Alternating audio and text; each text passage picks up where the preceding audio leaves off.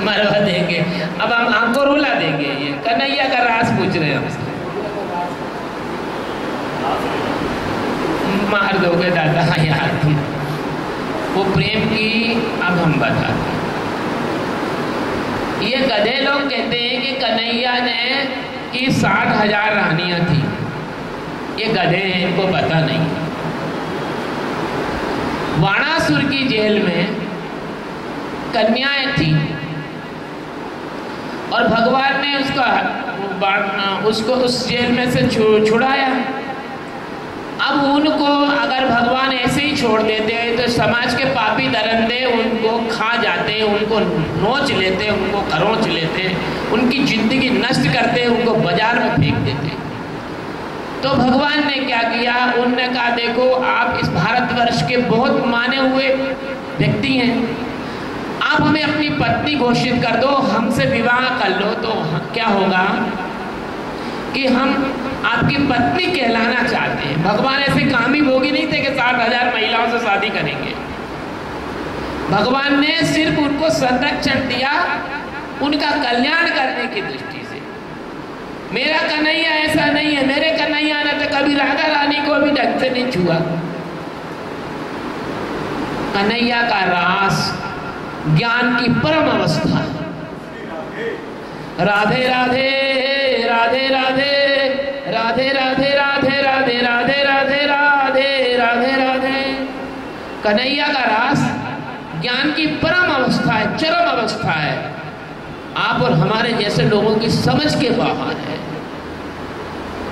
वो भगवान श्री हरि है, नारायण है और हम सब उनके दास हैं, सेवक है, अनुचर है, चरण की धूल है। उनका रास कभी जिसने देखा वो आदमी अंधा हो गया। क्यों? कि उनका रास देखने के लिए ये चाहिए, ये कलेजा, दिल चाहिए, दिल। तो प्रेम में डूबो, हो सकता है कन्हैया तुम्हें अपने रास में बुलवा ले। जाओ, मेरा आशीर्वाद है, प्रेम में डूबो। अब कोई पूछना चाहता है, आप संतुष्ट हो बच्चे? बेटा आप संतुष्ट हो? नहीं, कोई दिल में शंका तो नहीं रही ना? हाँ पूछो।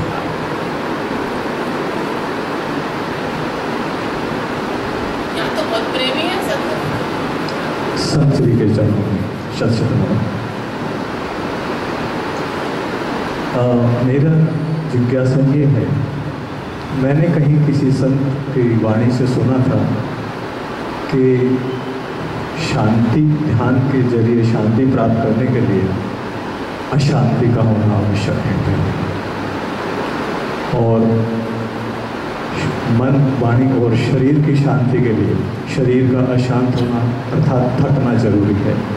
उन्होंने कहा ध्यान की एक पद्धति है, डायनामिक मेडिटेशन नाम दिया उन्होंने। मुझे नहीं पता उसकी प्रयोगात्मक मैं नहीं समझ पाया। संत श्री के चरणों में अरदास है कि थोड़ा स्पष्ट करेंगे। ओहो, ये जगत गुरु ओशो ने एक डायनेमिक मेडिटेशन ट्राया था। वो जागे हुए महापुरुष थे लेकिन लोगों ने उनको समझ नहीं पाया। अशांति होना शांति के लिए जरूरी है, बीमार होना जरूरी है, तभी तो अस्पताल जाओगे भैया। आपने कहा कि अशांत होना जरूरी है शांति के लिए, यही बोला ना आपने।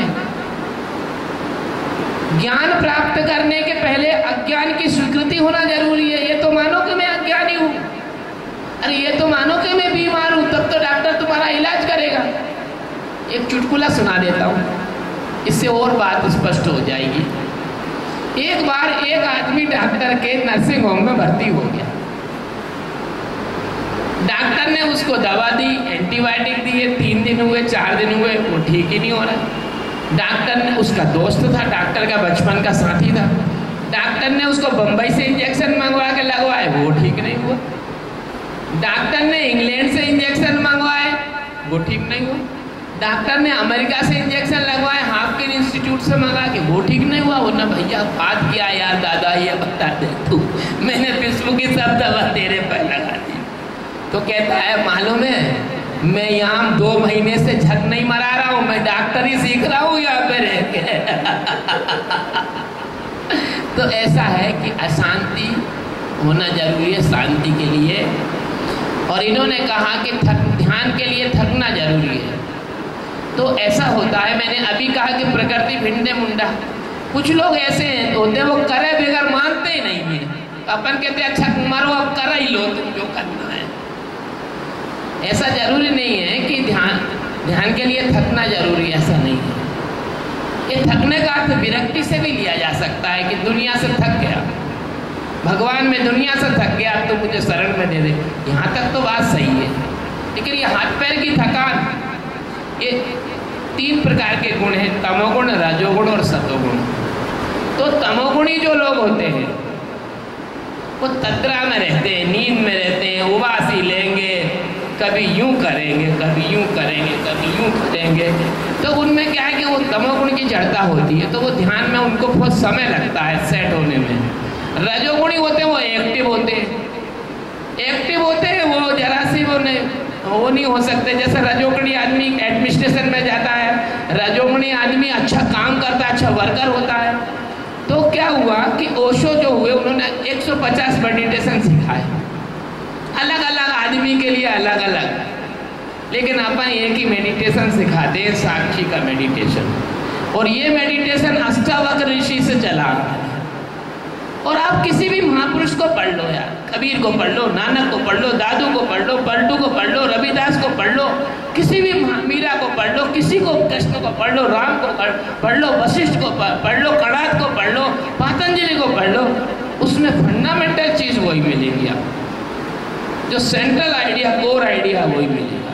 ये ध्यान ओशो ने भी करवाया है, ये साक्षी का ध्यान ओशो ने करवाया। लेकिन ओशो ने क्या किया, साक्षी और शून्य पर, मतलब ये ध्यान अवस्था जो शून्य अवस्था, वहां तक आदमी को छोड़ दिया। ये भान, जागरण और परम जागरण, मतलब super enlightenment in subconscious and जो अपना अचेतन मन है, जो नींद में सुसुप्ति में काम करता है। उन्होंने कहा था समाधि का दिया, नींद में जगते रहना चाहिए, नींद में भी जलना चाहिए। तो जो वो दिया है वो अंतिम अवस्था है। आप संतुष्ट हैं? Are you satisfied? Thank you. वाह वाह वाह भैया, हमने बहुत बड़े पहलवान को संतुष्ट कर दिया, क्योंकि ओशो वाले बहुत खतरनाक आदमी होते हैं। क्योंकि एक बात के पीछे 2 बात और पूछ लेते, फिर 2 की बात 4 पूछते, 4 के बाद 8 पूछ लेते, फिर तो समझो कि यहाँ उठ के भागना ही पड़ता है।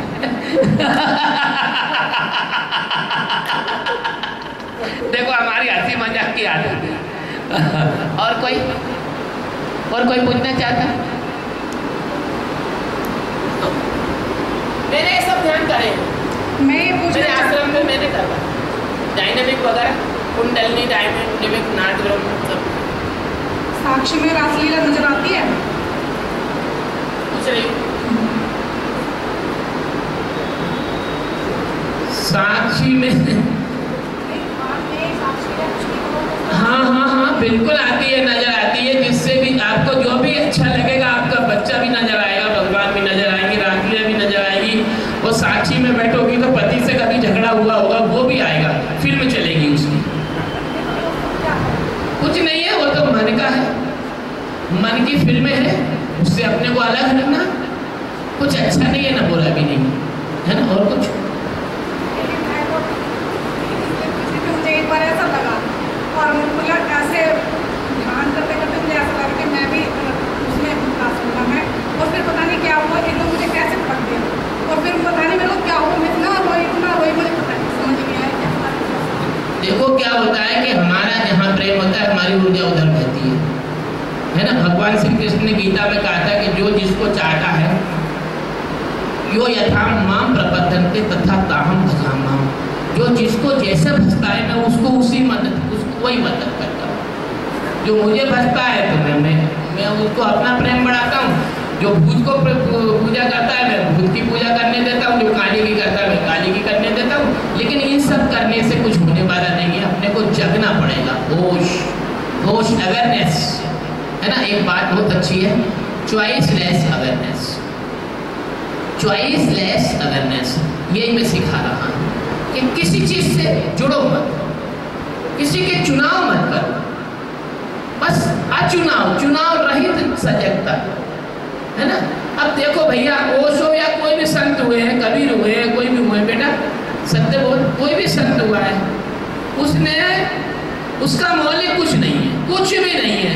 हमारे घर से ना आग्नि लाही नाम धरे बेसंदर, आप जब से ये सृष्टि चली है उपनिषद काल से उठा के देख लो, आपको जितने भी संत हैं उनके संतों का सब सेंट्रल आइडिया एक ही मिलेगा। जैसे ओशो ने कहा H2O पानी फ्रांस से उठा लो, अमेरिका से, जर्मन से, जापान से, होगा H2O ही सूत्र होगा उसका। ऐसे परमात्मा को पाना है तो उन्होंने कहा ध्यान के द्वारा अपने को शांत होना ही होगा, मन के पार जाना ही होगा।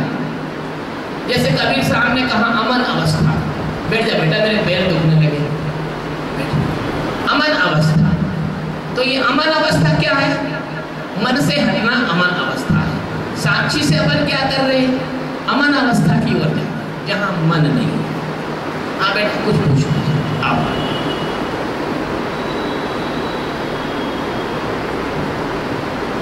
स्वर्ग और नरक क्या? भैया कह रहे हैं स्वर्ग और नरक क्या है? भैया मैं तो ना तो स्वर्ग मानता हूँ ना नरक मानता हूँ, ईश्वर। भैया जो बात सही है वो कह देता हूँ, आप मानो या ना मानो। ना तो कोई स्वर्ग है और ना कोई नरक है। अगर स्वर्ग है तो अगर समझ से और जागरूकता से जीवन जी लो तो वो स्वर्ग हो जाता है, और मूर्खता और मूर्छा से जी लो तो यही नरक हो जाता है, यही नरक हो जाता है। जैसे एक गुरुजी अपने बच्चे को पढ़ा रहे थे कि बेटा बेटा सुनो, बोले क्या? सब में भगवान होते हैं। हाँ, सब में भगवान होते हैं, सब में भगवान होते हैं। वो चला, सामने से हाथी आ रहा था, उन्होंने कहा सब में भगवान होते हैं, सब में भगवान होते हैं। तो हाथी ने सूंड से पकड़ा और फेंक दिया, छुड़ गया, घोटू मोटू सब छुड़ गए। तो उन्होंने गुरुजी को कहा, गुरुजी तुमने कहा था सब में भगवान होते हैं, हाथी ने हमको मार दिया। तो बोले बेटा सब में भगवान होते हैं ये बोला था, ऊपर जो महावत बैठा था उसमें भी भगवान था, तूने महावत की आवाज नहीं सुनी? उसने कहा हट जाओ, भगवान ने तो कहा। तो मूर्खता से जीना नरक है और सजगता से जीना स्वर्ग है, और छल कपट करके जीना ये नरक है, और ईमानदारी सच्चाई और निष्कपटता से जीना ये स्वर्ग है। लोगों के से अपने को मतलब तकलीफ ना हो। कबीर आप ठगाइए और न ठगिए कोई, आप ठगे सुख उपजे और ठगे दुख होई। रामायण लिखा, परहित सारी सधर्म नहीं भाई, पर पीड़ा सम नहीं अधमाई। तात स्वर्ग अपवर्ग सुख और धरे तुलाहिक रंग, और तूलन ताई सकल मिली जो सुख लव सत्संग। तो सत्संग जो है स्वर्ग है, और कुसंग जो है वो नरक है। और तुलसीदास जी महाराज ने कह दिया है कि तजोरे मन हरि विमुखन को संग, कि जिनकी संग से कुमति उपजती, जिनके संग ते कुमति उपजती, परत भजन में भंग। तजोरे मन हरि विमुखन को संग। तो इसलिए परमात्मा के प्रेमियों के साथ रहने की कोशिश करो तो स्वर्ग में, और परमात्मा से अलग जो माया में जीने वाले लोग हैं उनके साथ रहो तो नरक है। संतुष्ट हो के और कछु कहूँ भैया मेरे? अरे आ जाओ आ जाओ, आया ही तुम्हारे लिए। इंद्र कौन है? इंद्र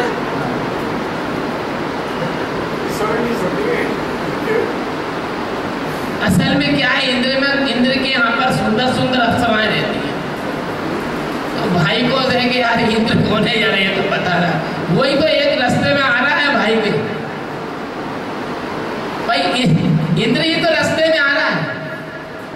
असल में मैं मजाक कर रहा हूँ। इंद्र का मतलब होता है जो हमारी इंद्रियां हैं, जो हमारे शरीर की इंद्रियां हैं, इन इंद्रियों को नियंत्रित जो करता है, इंद्रिय जिसकी गुलाम है वो इंद्र है। इंद्र से इंद्रिय होती है भाई, ध्वनि तो वही निकल रही है। लेकिन हमारे पूर्वजों ने क्या किया, इसको समझाने के लिए उन्होंने एक रूपक बना दिया कि इंद्र स्वर्ग का राजा है और उसकी अप्सराएं हैं और उसमें तरह तरह के देवी देवता हैं। ये रूपक बना दिया है बेटा, इंद्र तुम्हारे अंदर तुम्हारा मन है, इस मन से अलग हटो। ये मन तुम्हें तपस्या नहीं करने देता, ये भगवान की तपस्या में बाधा डालता है। आपने सुना ना, कोई तपस्या करता है तो इंद्र क्या करता है, उसकी बाधा डालता है ना, भंग करता है ना। तो ये मन तुम्हारा जो है भंग करता है, इसलिए यही इंद्र है। अभी तो तुम्हारे लिए संतुष्ट हो कि नहीं? और भाई साहब सही है कि नहीं?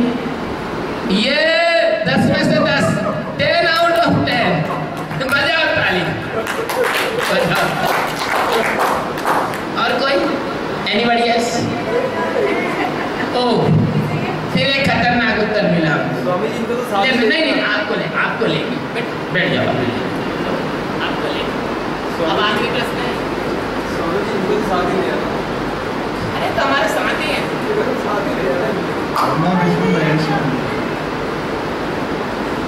हाँ, ये पूछते हैं ब्रह्मा विष्णु महेश को। तो देखिए, मैं आपको एक बात बताऊं कि ज्ञान के मार्ग में तो वैसे ज़्यादा इस चीज़ों को महत्व नहीं देते, लेकिन फिर भी भगवान की जो शक्ति, भगवान की जो पावर, अस्तित्व जिसको कहते हैं, existence is the appropriate word. I am right? सही है ना? तो अस्तित्व की जो शक्ति सृजन करती है वो ब्रह्मा है। आप भी ब्रह्मा हो, आपके बच्चों का आपने सृजन किया है कि नहीं? अरे आपने बच्चों को जन्म दिया है कि नहीं दिया? उनके लिए तो आप ब्रह्मा हो ना। और विष्णु वो जो पालन खिलाती पिलाती, तो माँ विष्णु का काम कर रही है, रोटी बनाती है, दाल बनाती है, खिलाती है, न्यूट्रिशन करती है ना। और महेश कौन? जो संहार का काम करते हैं, लेकिन कैसा संहार? It is like the surgeons knife. जैसे सर्जन होता है ना, वो ऑपरेशन करता है, तो ये नहीं है कि आपकी अपेंडिक्स खराब है तो गुर्दा निकाल के फेंक देगा बाप, उतना ही काटेगा जितना काटना जरूरी है ना। तो ब्रह्मा विष्णु महेश परमात्मा के 3 अव्यक्त रूप हैं, जो व्यक्त नहीं है, जिसकी कल्पना पंडितों ने की है।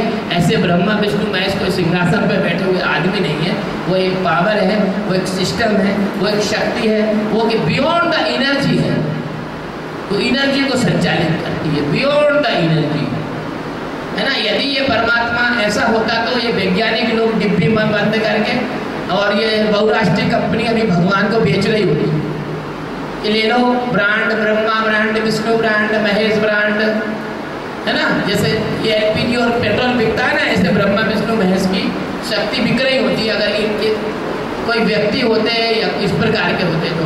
परमात्मा, एक बात ध्यान से सुन लो, परमात्मा कोई व्यक्ति नहीं है, परमात्मा एक मौजूदगी है और सब में है, और सब परमात्मा ही है।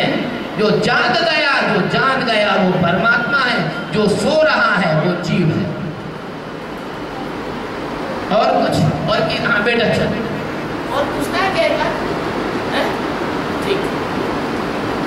कृष्ण जी के अंदर, कृष्ण जी के मुंह में 16 सिस्टम दिखता है। कृष्ण जी के मुंह में 16 सिस्टम दिखता है। ये भगवान जी के कहता है, कृष्ण जी के भगवान ही दिखता है।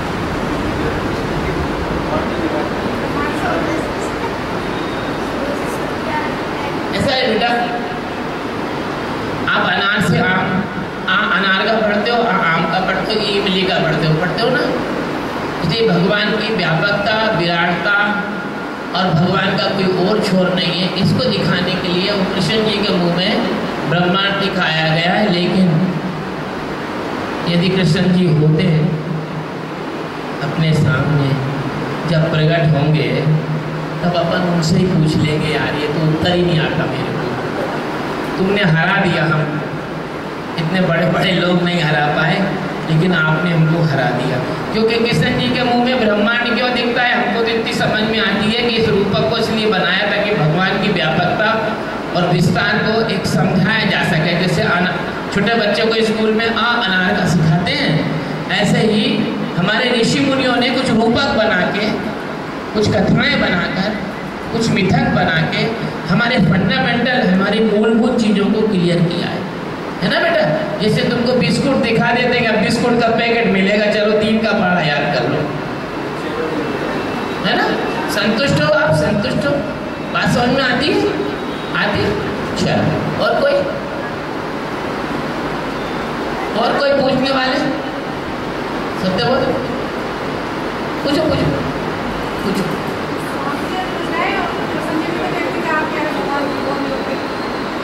क्या पूछे? क्या? हाँ, भगवान अजन्मा है, वो जन्म नहीं लेते, वो तो अपने को लगता है कि उन्होंने जन्म नहीं लिया, वो अपने को लगता है। देखो भाई, प्रगट कृपाला दीन दयाल कौशल्या हितकारी, ये नहीं लिखा कि भाई जन्म दयाला दी, लिखा है क्या? अरे लिखा है क्या रामायण में? प्रकट लिखा है। और इसी तरह से आप भगवान कृष्ण के जन्म का जो है वो क्या, वो कृष्ण जी के कौन सा ग्रंथ है सर मोटा, क्या नाम है? नहीं, भागवत नहीं, इसके अलावा एक और ग्रंथ है। नहीं, और कोई है, मेरे ने मता मोरे नाम है, तो एक मेरे भक्त क्या रखा था, यो मोटा ग्रंथ था भगवान कृष्णा, ऐसा कुछ था, कृष्णामृत ऐसा कुछ था, हाँ, उसमें लिखा है कि प्रकट हुए हैं। अब आपको बताऊं मैं, ऐसा हुआ कि माँ देवी और वसुदेव को भगवान ने आके कहा कि तुम चिंता मत करो, मैं यहाँ जन्म लेने वाला हूँ, और नंदगांव में जो है वो मेरी आदि शक्ति जन्म लेने वाली है। तो क्या है, भगवान ने वहाँ पर प्रकट हुए भगवान, और वहाँ वो हुए, और भगवान की लीला में भगवान प्रकट होके के करने लगे छोटे बच्चे जैसे, तो उसको मालूम पड़ गया। तो भगवान ने क्या किया कि नंद बाबा ने टोपली पर रख के भगवान को कहाँ पहुँचा दिया? यशोदा मैया के, और वहाँ से वो ले आए, है ना, और उसको मारने की कोशिश की तो आदिशक्ति महाकाश में चली गई। और ये जो क्या है चक्कर है, हमारे बाप की भी बस की नहीं है समझने की। कुछ बातें ऐसी होती है जो कोई समझ नहीं सकता है, उनकी लीला हो जाने, ईमानदारी की बात बता देते हैं। वो भगवान कैसे उनका, कैसे तो वो गायब हो गए, कैसे भगवान ने सब पूरे कहते हैं द्वारपालों की नींद लग गई, ताले चटाचट टूट गए। तो मुझे तो लगता है कि जब भगवत्ता प्रकट होती है किसी मनुष्य के अंदर, तो ये अविद्या, माया, ये भ्रम के ये ताले टूट जाते हैं। ये रूपक होना चाहिए, सत्य है ना। अरे भैया, हमको तो 10 में से 10 नंबर मिल रहे हैं, वो भी ओशो वालों की तरफ से। तो फिर बता दो, बजा दो ताली। और कोई?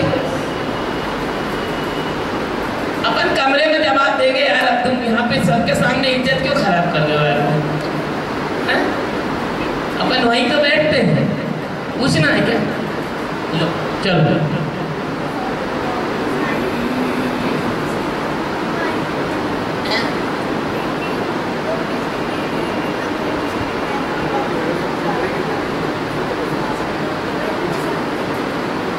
देखो ये कह रहे हैं कृष्ण जी का मिलना बहुत मुश्किल होता है, लेकिन कोई भक्त का प्रेम हो जाए तो आसानी से मिल जाते हैं। हाँ भैया, अस्तित्व तो बहुत दयालु है। तुम अगर किसी अस्तित्व को पत्नी के रूप में भी याद करोगे तो गरीब को तुम्हारी पत्नी बन के भी आना पड़ेगा, इतना दयालु है। और आया भी है, अपने अपने घरों में पत्नी देख लो, वो अस्तित्व है। तुम उसको स्त्री समझते हो, स्त्री नहीं है, वो परमात्मा का एक नारी रूप है। उसकी पूजा करो, दुर्गा काली की तो पूजा बहुत करते हो, नव दुर्गा के दिन जा जाके 100 रुपये का हार चढ़ाते हो, लेकिन कभी पत्नी को एक हार पहनाया, कभी उसको तुमने पेड़े खिलाए, कभी उसकी परिक्रमा करी, कभी हाथ जोड़े? नहीं जोड़े। अगर जिस दिन तुम्हें अपनी पत्नी में दुर्गा काली नजर आने लग जाएगी, जगदम्बा नजर आने लग जाएगी, उस दिन देखना ना अस्तित्व तुमसे खुश हो जाएगा, लेकिन ईमानदारी से नाटक नहीं होना चाहिए। कितने नंबर दोगे?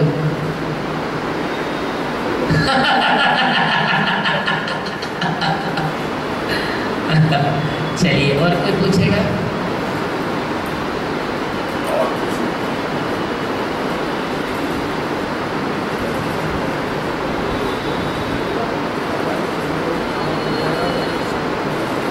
देखिए प्रश्न लंबा पड़ रहा है, लेकिन वो शॉर्ट में बताना है, बड़ी मेहरबानी है। ब्रह्म और जीव, ब्रह्म को जीव को बनाने की आवश्यकता क्यों पड़ी, या दोनों शुरू से ही भिन्न हैं? और भिन्न है वो तो उनके आपसी अनन्य प्रेम की आवश्यकता क्यों है? उनके आपसी प्रेम की कि उसे वहाँ उधर जाना चाहिए और उसको उधर उससे प्रेम करना चाहिए, ऐसा क्यों? देखो, ब्रह्म और जीव, इसके बारे में रामायण बहुत स्पष्ट बोला है।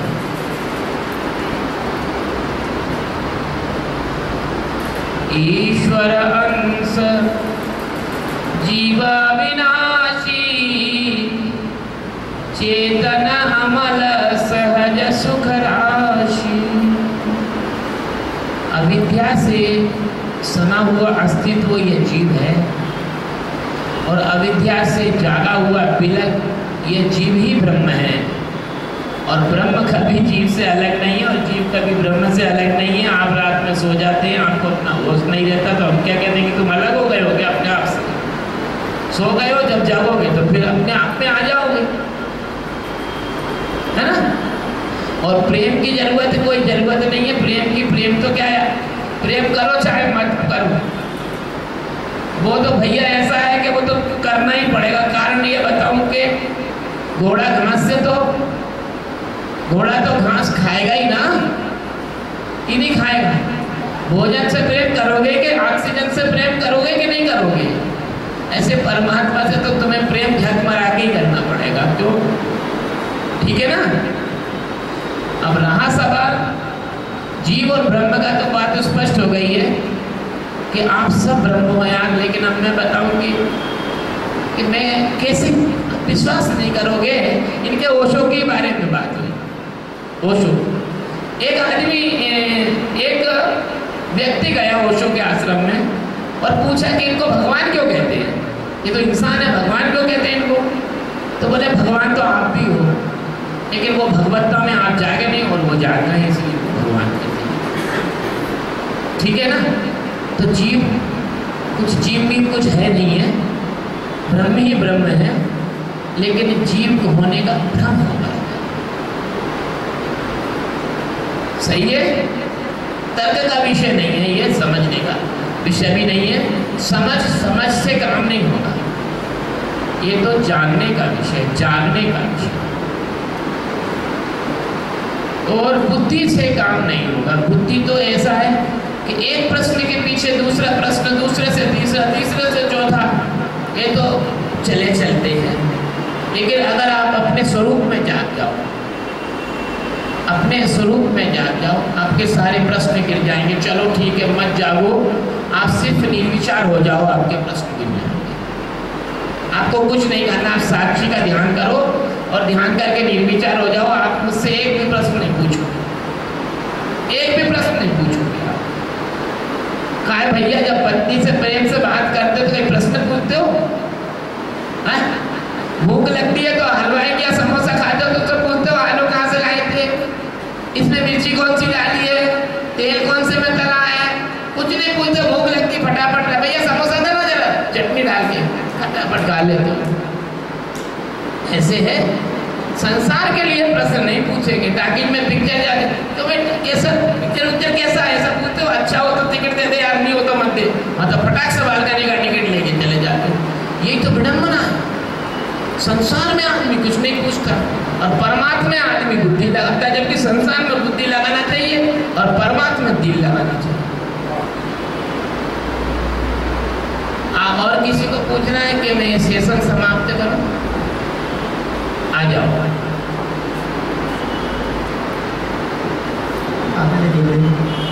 गृहस्थी का अच्छी तरह से पालन करते करते ध्यान भजन के लिए कई बार समय ही नहीं बचता है। कई बार क्या अक्सर शरीर इतना थक जाता है कि जब ध्यान में आप पूजा के रूप में बैठते हैं, भजन होता है कि नींद होती है, ये तो परमात्मा ही जाने, लेकिन गृहस्थी का अच्छी तरह से पालन करते हैं तो हमारे लिए समय ही नहीं बच रहा।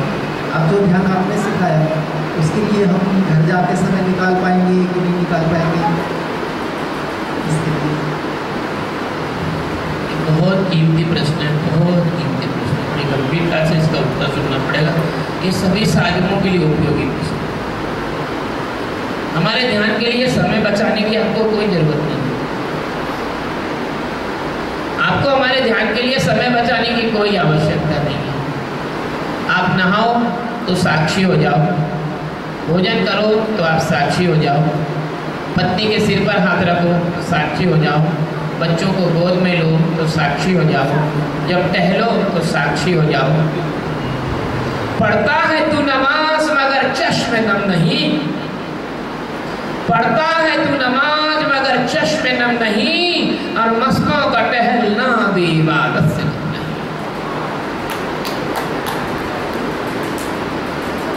तुम इबादत करो कौन सी? हर समय साक्षी रहो। शौच में बैठे हो तो साक्षी, ऑफिस में बैठे हो तो साक्षी। क्या काम करते हो? टीवी रिपेयरिंग करते हो तो साक्षी। तुमको मालूम है ना कि इस टीवी में कौन सा ट्रांसमीटर लगेगा और कौन सी चीज लगेगी, मालूम है ना तुमको? उसमें तुम्हें विचार करने की तो जरूरत है ही नहीं है ना। एक बार देख लिया इसमें ये लगना है, उठाया चिमटी से लगाया, शोल्डर किया, शोल्डर करते करते साक्षी। It is a work meditation. आप सुबह जब नींद खुले या रात में जब सपने के भी साक्षी हो जाओ। अगर सपने के साक्षी हो गए उस दिन तुम परमात्मा को प्राप्त हो जाओगे। सुषुप्ति के साक्षी हो गए उस दिन तुम मेरे बराबर, मेरे से आगे हो जाओगे। मैं तुम्हारे चरण पकड़ लूंगा। मैं अपने अहंकार की जरूरत नहीं है। मेरे पर मेरा शिष्य अगर परमहंस हो जाए, सबसे पहले साष्टांग दंडवत मैं करूंगा उसको। मैं नहीं चाहता मुझे कोई प्रणाम करे, मैं चाहता हूं कि मैं लोगों को प्रणाम करूं। ऐसे मेरे शिष्य जागृत महापुरुष हो जाए। इनलाइटन शब्द बहुत सड़ा गला है, लेकिन मुझे अंग्रेजों के लिए उपयोग करना पड़ता है। आत्म साक्षात्कार सबसे अच्छा शब्द है। इनलाइटन का मतलब, वो तो विलियम शेक्सपियर को इनलाइटन समझते हैं। बुद्धि से जो आगे, बुद्धि में जो तेज है उसको इनलाइटन समझते हैं। तो अब समझ में आ गई बात। आपको समय निकालने की कोई आवश्यकता नहीं है। आप जो कुछ कर रहे हो उसमें ही साक्षी होना।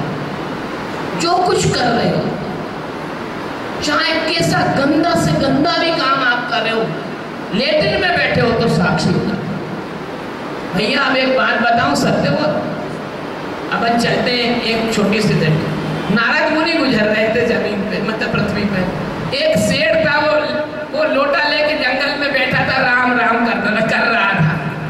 नारद मुनि ने दी मिला के लात एक खींच के, साला गधा कहीं का, सोच करते समय भगवान राम राम कर रहा है अपवित्र अवस्था में।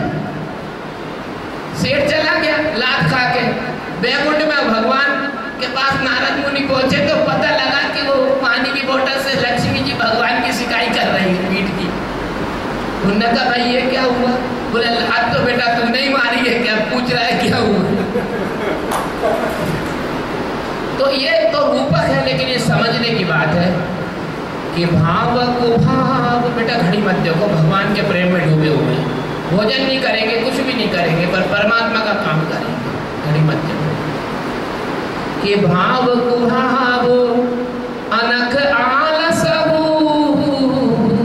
नाम जपत मंगल दिसि दसहु।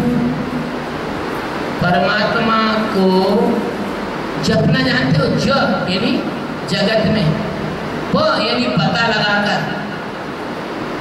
जो जगत में परमात्मा भरा है उसका पता लगाकर उसमें जाकर होश पूर्वक जीना, ये जाप है। ये जाप नहीं है माला लेके भिड़े हुए, है ना। अगर ये सही जाप होता तो कबीर नहीं कहते कि माला फेरत जुग, कहते क्या? तो भाव से खाओ, कुभाव से खाओ, लेट के खाओ, खड़े होकर खाओ, शीर्षासन लगा के खाओ, पानी में खाओ, आकाश में उड़ते हुए खाओ। शक्कर मीठी लगेगी कि कड़वी लगेगी? ऐसे इसलिए परमात्मा का प्रेम जो है और साक्षी जो है, तुम कभी भी करो वो तुम्हें फायदा ही करने वाला है।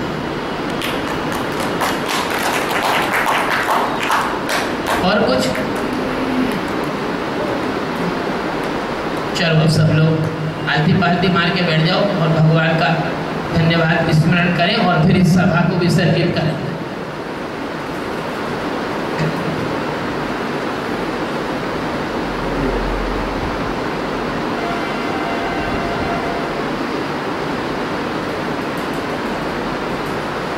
गुरुदेव नमः, गुरुदेव नमः, गुरुदेव नमः, गुरुदेव नमः। तुम्हारी महिमा है अपार महा, तुम्हारी महिमा है अपार महा। गुरुदेव नमः, गुरुदेव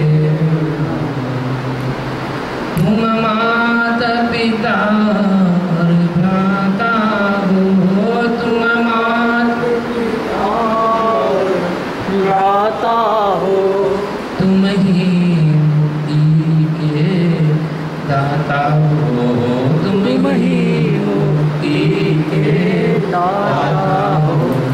तुम्हारो वेदना पावे पार महा, तुम्हारो वेदन पावे पार महा।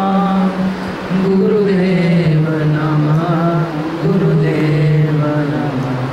तुम ही हर हो, तुम ही हरि हो, तुम ही हर हो, तुम ही हरि हो।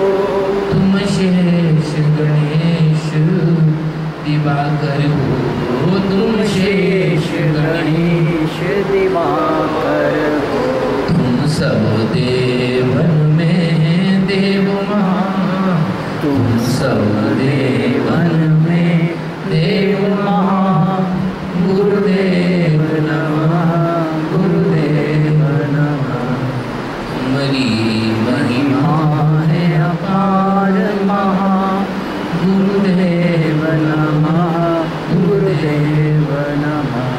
जो शरण आपकी आते हैं, जो शरण आपकी आते हैं, उनके सब दुख मिट जाते हैं, उनके सब दुख मिट जाते हैं।